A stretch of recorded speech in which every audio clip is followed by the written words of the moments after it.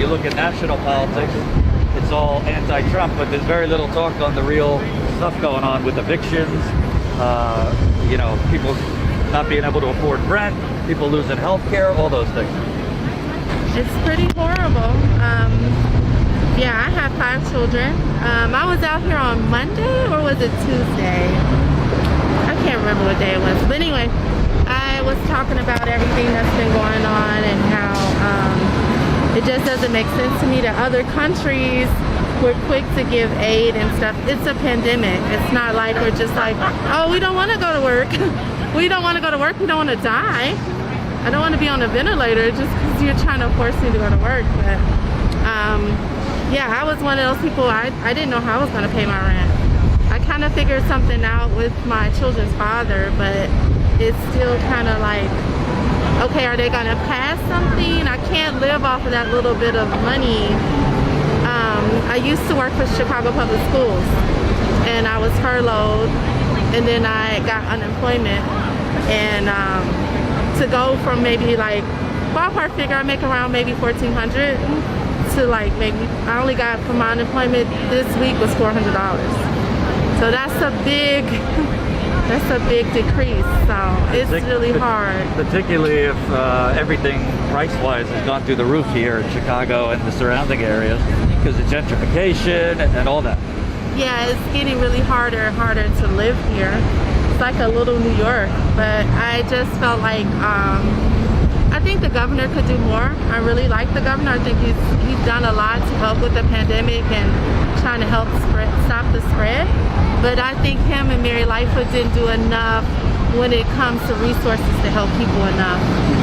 And I don't think they thought this pandemic was going to last this long either. But why not pass everything until January or maybe, you know, maybe next spring? I don't know. Why do you think they're not just simply canceling the rent or putting rent control? Does it have something to do with the people giving them money?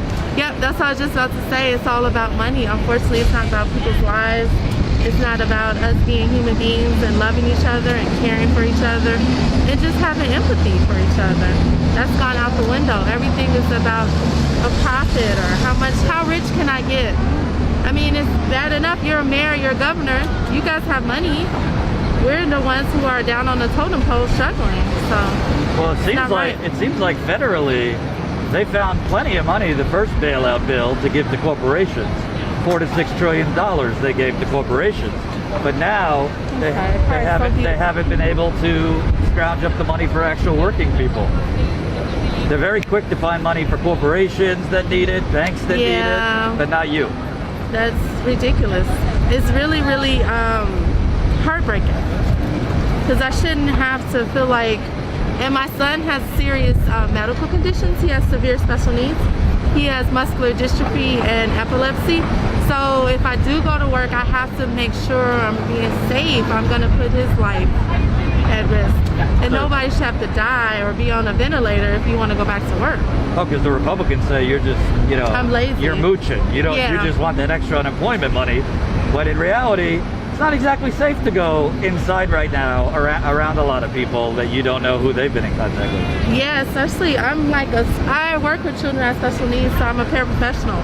And like I don't know how they feel like kids don't know about social distancing. If anything, they want to hug, they want to kiss, they want to touch, they want to, you know, they're all over the place. And then you got high school kids, they don't care. Even the college kids, I know you guys seen that. Like, they're having parties, they're doing whatever they want to do. But a lot of people are passing away, they're really dying. It's heartbreaking. And at the U.S., they always say the U.S. is, you know, the shining city on a hill, the guiding North Star. You mentioned other countries seem to be able to figure out they're not putting people on unemployment. No, the government's just covering payrolls, giving direct money, and focusing on stopping the virus. Yeah, one of my close friends, his family still lives in Canada, and he was like, they have free housing right now, and they're receiving like benefits, as well as like their food, everything is pretty much covered, so that they're just able to get through the pandemic, you know? Can you kind of talk about before the pandemic here, I mean, there's a sign that says gentrification. It seems like Rahm Emanuel, now this mayor, they've made it very beautiful for, you know, 15 blocks. They put, I mean, God knows how much into the Riverwalk. Yes. Not as much into healthcare, childhood programs. Obviously, way too much money in the police here. It really is a tale of two cities in Chicago. It is. That's a really interesting way of, I read that book when I was in high school. It's just a really interesting way the way you said that. It's really hard, it's devastating, it's heartbreaking. You're absolutely right, because look at 63rd Street, look at Cottage Grove, all those empty lots. They've been sitting there since Martin Luther King passed away, was assassinated, and the riots, you know, the Chicago riot. It's just been sitting there, all that open land. Think about the open land over by White Sox. All that open land where you can put low-income housing so people can live. And pretty soon we're gonna have a serious housing crisis. People are gonna be out on the streets. Are you hearing enough? I don't know if you've been paying attention this week, but the Democratic National Convention this week. Oh yeah, I've been paying attention. It's been a beautiful show, a lot of pageantry. I haven't heard a lot about this. I've heard a lot blaming Trump, which that's easy. Trump's terrible. But I haven't heard bold policies to make sure people don't get evicted, make sure people have health care during this, make sure people don't have to choose between groceries and medicine. You mentioned your child has a condition. Yes. Are you hearing enough from the Democratic Party other than Trump is the Antichrist? Vote for me. You're something else. I try. Pretty cool. I try. You're right. You're absolutely right. Maybe they're not hitting on the core issues and they're so bombarded with Trump, which is true. I mean, he's horrible, whatever. Let's get him out of there. But what are we going to do now to make Congress pass some type of stimulus package for people? Make sure people have groceries. Make sure people have a roof over their heads. An eviction. Put a ban on evictions. You're right. Because to me, a lot of the landlords here would love to kick people out and rack up the money. Rack They're up the still money. gonna get money anyway. Create some more high-rise condos, that kind of thing. So yeah. It's an opportunity for a lot of those kind of landlords. You're absolutely right. It doesn't have to be this way. I mean, think about LA too. I saw that, a documentary, and so many people are living in their cars. They're homeless, but you would never know that they were homeless. Lastly, you know, George Floyd obviously got a lot of attention, rightly so, Breonna Taylor. But I mean, Chicago, I've been here before. The police here, I mean, it's an occupying force. It's brutal. And they were getting, last time I was here, they were getting AR-15s sent to them. Can you kind of talk about the police brutality here? It obviously has not stopped during this pandemic. It hasn't. It's horrible. And then I work in the school system as well, so it's over policing instead of having the services we need. We might need a lot more mental health services for our young people, older people. Everybody really needs more therapeutic services instead of just policing and making a situation even worse. And you're just putting a band-aid on a wound instead of just having resources people need, healthcare, community centers. I think if you give a lot of the young people jobs and then you give the older people jobs, it's a win-win. Everybody's off the streets. Nobody's on street corners doing a lot of non-crime stuff because they have somewhere to go. But I mean, Mayor Lightfoot and the governor have to think about it. We need community centers. Winnetka has community centers. Rockford has community centers. Why don't we have state-of-the-art community centers just to help? It would help a lot of this violence that's on the street. People have money in their pockets. They're better to not be so violent. Right. And go ahead. Oh, and one more thing. Yeah, I had a Breonna Taylor moment. My neighbors called the police on me. My son was crying so much. He was crying for maybe 2 hours because he has special needs. He has a lot of muscle pain. And the police banged on my door. I was scared. I didn't know what was going to happen. And the police officer, thank God he wasn't racist towards me. He was like, what's going on? They're complaining about a child screaming and crying. I was like, it's my son. He just has special needs. And he's like, oh, I don't know why they called me for that. Okay, he left. But that could have turned into something way more aggressive and scary. Right.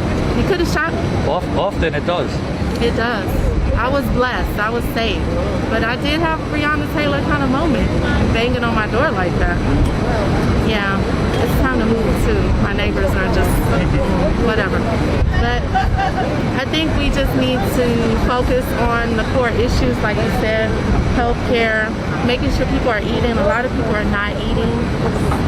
People are starting to live on tents. I don't know if you noticed a lot of, like I was on the expressway real quick. I was like, how did people even get down there? You can see like they're in, you know where Batman was filmed? People are living down under there. I'm like, how they even get under there? Because there's so many gates now because of the Riverwalk, you know what I'm talking about? That's just heartbreaking. People don't have anywhere to go. It's really going to get worse. And then the pandemic is just going to be like a hamster wheel. Because we're just keep spreading and spreading because people aren't going to be out on the streets. And they act like, oh, once there's a vaccine, it's over. But we know that that vaccine's not going to be, who's getting that vaccine first? The rich, people who have money. It's almost like that movie with Matt Damon. I forgot whatever the name of that movie was. But it was like a pandemic broke out. That's kind of what it feels like. And then you have Contagion. to have Contagion, yeah.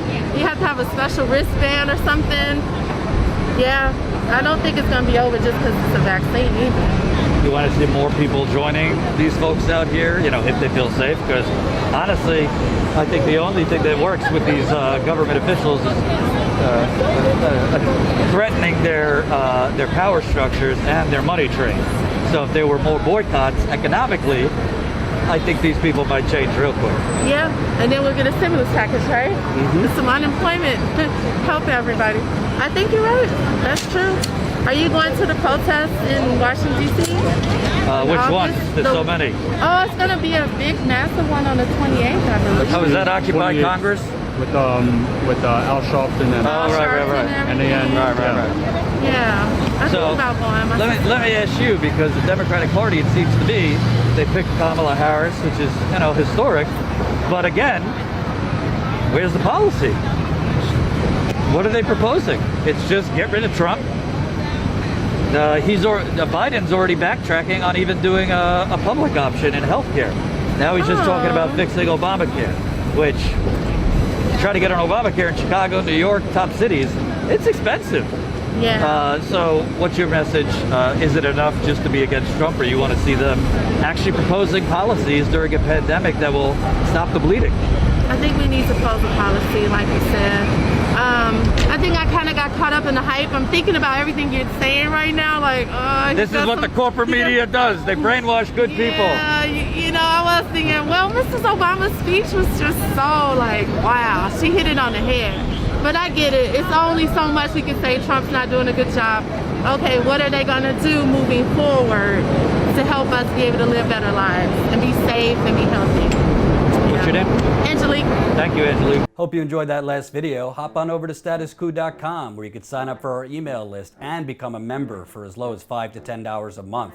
Membership is how we grow. That's statuscoup.com/join. And remember, join our email list so we can grow the revolution with you.